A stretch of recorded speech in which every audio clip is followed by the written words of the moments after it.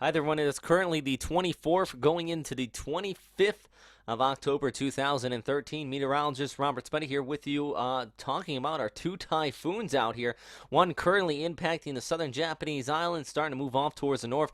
Biggest threat to mainland Japan with this is going to be some heavy rainfall. But first, we're going to talk about the impact there on Okinawa and the gusty winds still occurring. And meanwhile, though, take a look at our very well developed winds over 300 kilometers per hour in the center of this circulation of this storm system. Super typhoon is what it's being called by the U.S. military. Okinawa still pulling off there towards the northwest. Unless you're on the Ogasawara Islands, you're not really going to be seeing the impact from this storm system, and that's the good news there. But there are about 5,000 people that live out here, and they will be feeling the effects of this very strong storm system. But first, let's talk about Francisco, which as of making this update, actually there at the Kadena Air Base, you've been seeing winds really near tropical storm strength, gust over tropical storm strength for several hours now, up to 44 knots at one point. That's right around about 85 kilometers per hour, so some pretty gusty winds continuing to occur here. Center of circulation actually moving away, and if we take a look at the pressure, it's actually rising, believe it or not. We're going from 29 to 38 out there to 4-0, now at 4-1, going up to 4-2 here in the near future. Yet Francisco continues to weaken, and it's actually tracking towards the northeast at this time. We take a look at the radar image, we can see it pulling away there towards the north. So why are the winds so strong there in Okinawa this evening, and expecting to stay that way out through Friday morning into the afternoon hours? Main reason is because behind our very deep low pressure here, Francisco, we got a strong high coming in off of China, which is setting up a very tight pressure gradient behind Francisco here. So you have this high coming in, that's going to squeeze this up, and you have this low pressure area combined with warm tropical temperatures. And first rule of weather, we're talking about winds in the mid latitudes. Typically when you have high winds, it's because you have cold air and warm air really close together, and that pressure gradient is going to tighten up. So what's happening here is we have this very cold Arctic air coming in all the way from northeastern China. Some heavy snowfall in portions of northeastern China. Harbin seeing a few centimeters today.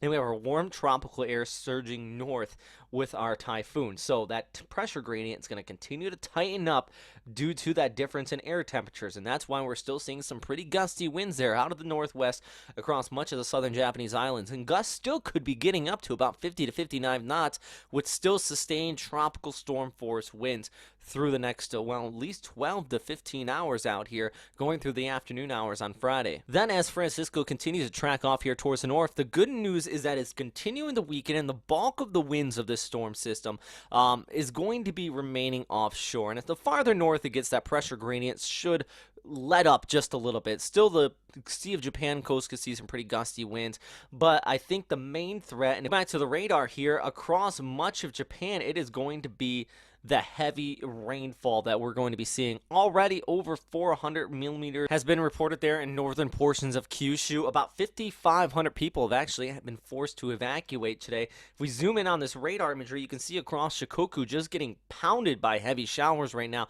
You're expecting upwards about 300 millimeters, excuse me, in the next 24 hours. So there's a very serious risk of flooding, thunderstorms as well out here. Some of this could produce some frequent lightning, and also you have the gusty winds coming in from that gradient. So a pretty rough situation across western Japan is going to be expected here throughout the day on Friday. But I think the main risk is the flooding and also the landslide as this pulls off there towards the north. And you can see here pretty clearly what's happening here as well. We have the stationary boundary setting up along the northern periphery of our storm system, despite it staying offshore, which is actually supposed to make a track like this bottom line. The heaviest showers are actually over much of mainland Japan, and that's due to that upper level trough.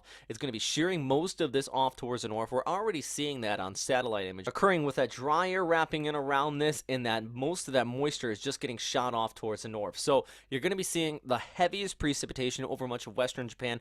Northern portions, including Tokyo, could see about 50 to 100 millimeters of rain, but there could be some isolated areas up to about 200 millimeters. So a lot happening with this storm system. Of course, we're going to continue to keep you posted on how it develops over the next few days as it pulls off there towards the north. Good news, it's weakening. I'm going to reiterate it once again because I've seen so many people post stuff that are non-meteorologists and are talking about this merging with the Okinawa and becoming some form of superstorm. Now, what's going to be happening is actually winds will decrease around the center of circulation here. You can see it pull off there towards the north. And like I was talking about earlier, the pressure gradient, the tighter the gradient, the stronger the winds are going to be. What's going to be happening is right now we have three separate lows. We have this one in northeastern China. We have Francisco down towards the south, and then we have Okinawa coming in from the east. What's going to happen, though, as these three come together, the pressure gradient is going to loosen because instead of three deep, small holes, we're going to have one large hole, which is a very shallow slope. So the winds are actually going to loosen up out there. Still some pretty large waves. I mean, in some areas could see about 10 meters high, but it's not going to be what you would call a superstorm of epic proportions. So yeah, it's just going to bring a lot of rainfall across much of Japan, and that's the main threat. I posted an article about Fukushima Daiichi. They're making some preparations over there ahead of this storm, so please go do check that out. Really got a lot of information there from NHK World, so please do go check out the website there as well. And also, you can watch me 20 minutes after the hour all evening here Monday through Friday, so that's another thing you can go do. So thanks for watching, though, everybody, and stay safe out there.